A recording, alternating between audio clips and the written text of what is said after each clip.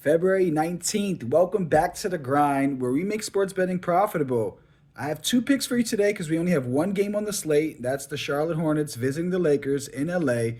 But we must recap the last couple of days because it's been really good for us. Before the break, we hit the sweep. We had four picks, two got voided. We won the two that were remaining, those kind of sweeps. We took Jimmy Butler over 10.5 rebounds and assists. He finished with 12.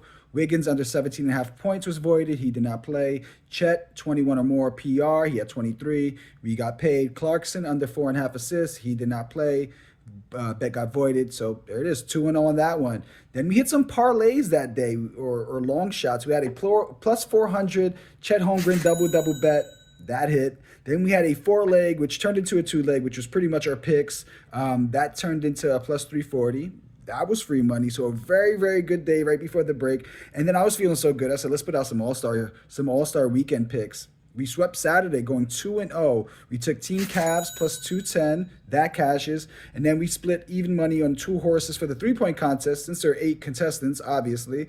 We took Dame. But we had the winner, which was Tyler Hero, at plus 700. So earning 8.1 units on Saturday alone. Our only loss this week was Team Chuck. And, they made it to the finals. But we're not sweating it. We're not swinging at all. We're doing great. We've been on fire lately. And honestly, it all started with one heckler in the comment section. So thanks to that person. Here's a comment that kind of just got me fired up. And yeah, some would say I had to take that personally. We are 18-7 over our last 25 picks, including 4 sweeps, bringing us to 6 sweeps on the season and just over 15 units in that span alone. By far our best stretch. So thank you, and let's see if we can add to it. Our two picks for today. I'm diving in with Luka Doncic, the guy on the cover, over 6.5 rebounds. This is minus 138, so more of a bankroll builder as we prepare for tomorrow's big slate. 2 games as a Laker, 4.5 rebounds he's averaging, but only 23 minutes played. We just got word moments ago, right before I actually started recording, that they have lifted the minutes restriction off of Luka, so we can see 40 minutes. I doubt we do, but maybe we get 30, because you know why? He's had 7 or more rebounds in 18 of 20 games this season when he plays at least 29 minutes. His time as a Laker, only a couple of games, but very, very high rebound conversion rate at 75% of the possible potential rebounds he's eligible for. He's converted into rebounds. As a Maverick, he's had a lot more rebound chances, 13.5 per game with a 61% conversion rate to average 8.3 rebounds per game. So that's kind of more what he's used to producing. Charlotte allows the 5th most rebounds per game to point guards, opposing point guards. And the matchup and philosophy kind of go in tandem here, which I like. So let's break that down. Luka likely matches up against someone who isn't going to be aggressive on offense and not shoot the ball much, likely leaving him on the weak side.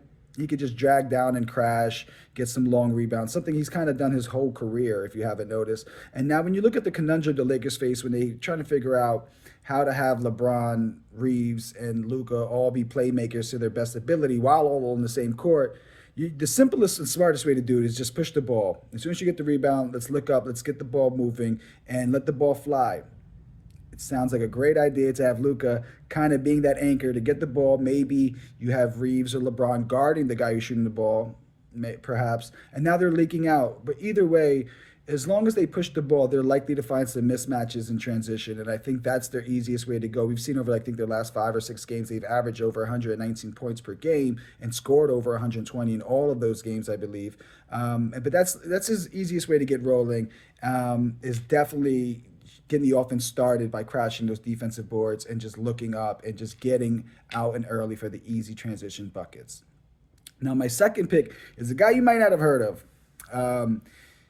Very hard name to pronounce, but he goes by Tajun Saloon. And I like it because it has a nice ring to it. But over 9.5 points plus rebounds plus assists, minus 130. This is a very interesting line. He's had 10 or more PRA in 9 of his last 11 games when he plays at least 15 minutes or more. So we just need some volume out here. Fortunately, he's played 15 minutes or more in 5 straight, and he's had 10 PRA in 4 of those 5. Doesn't seem like Vegas can really call this line well. I've seen some books with his points line at 8.5, which is crazy. And then I've seen other books have his rebounds line at over 4.5 or minus 120. So they don't have a good pulse here, and I think there's a good chance to take advantage of that. I also like to think that you have such a young guy. I believe he's a rookie. If I'm not mistaken, he was a sixth pick overall. He's blowout protection, meaning when you have a guy, when your team isn't good, you're going to make the playoffs. You're going to have a chance to play minutes in a blowout or in a tight game, regardless, because it's going to give you the reps you need.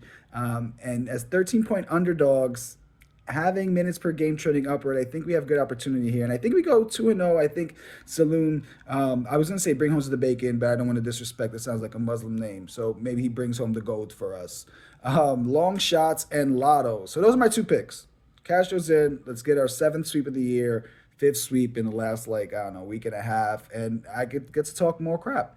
Here's some long shots and lottos I got. Remember, we only have one slate, so this is tough. Early on, I took Jackson Hayes, 6 or more rebounds, because that plus 120, I think the value is there. Hayes matches better up against Mark Williams as far as like the athleticism than Alex Len. And quite frankly, Alex Len has been rather disappointing in my opinion as far as like his presence on the court. He's like a big Ben Simmons out there in a way. So he needs some work. And then here's a parlay that I like. It's plus 800, 3-leg, $25 wins you 200. Or you can be like me, throw 5 for the 45, taking Braun to hit over 2.5 3-pointers, Luka over 7.5 rebounds, and the Lakers team over 119.5. That's all I got. We're building some bankroll today. Let's keep it rolling. Let's keep the momentum going, not force anything. Well, the one bet's a little risky because he's not a household name, but I like the blowout protection there. But this is what you do to keep building because we're running out of time. We're profitable. We've been profitable every month, but we need to really, really, really squeeze as many wins and units and profit as much as we can. So plenty of games tomorrow. We'll come back with more money. Best of luck. Let's get that money. See you tomorrow.